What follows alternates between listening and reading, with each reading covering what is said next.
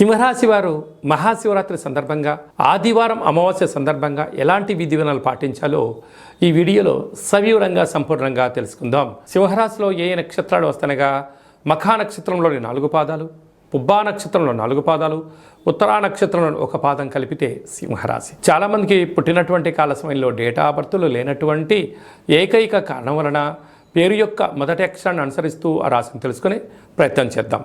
అవి ఏ అక్షరాలు ఉన్నట్లయితే మా, మీ, ము, మే, మో, టా, టీ, టు, టే అక్షరాల వారందరూ కూడా సింహరాశి జాతకులే.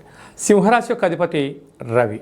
వీరికి ద్వితీయంలో కేతువు, 6వ స్థానంలో కుజ శుక్ర సంచార స్థితి, సప్తమంలో రవి బుధ శని సంచార స్థితి, అష్టమంలో రాహు సంచార స్థితి, భాగ్యంలో గురు సంచార స్థితి ఉన్నప్పుడు స్వల్పమైనటువంటి వృత్తులలో